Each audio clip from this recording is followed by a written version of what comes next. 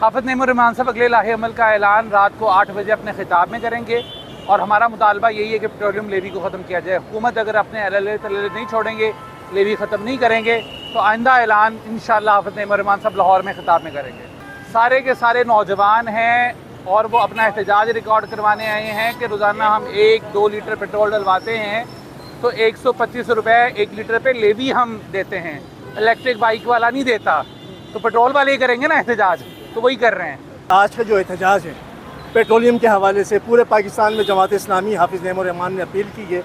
इस वक्त हम सैदावाला बाईपास मुल्तान में मौजूद हैं। इंशाअल्लाह ताला बोसन रोड को ब्लॉक करने जा रहे हैं।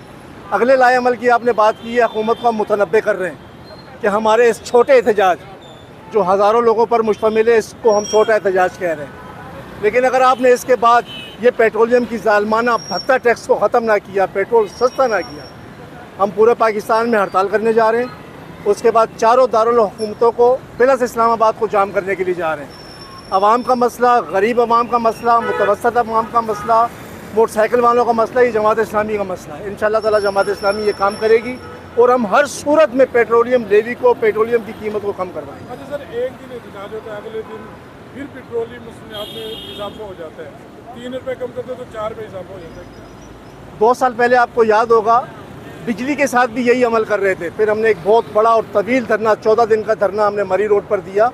हुकूमत उस वक्त भी बिजली की कीमतें हफ्ते में 1 दफ़ा, 2 दफ़ा, 15 दिन में 1 दफ़ा, 3 दफ़ा बढ़ा रही थी। लेकिन उसके बाद से देख ले 7.5 रुपये हमने कीमत भी कम करवाई और इस वक्त बिजली की कीमत ये महीनों के बाद कहीं 15 पैसे या 10 पैसे बढ़ाते हैं।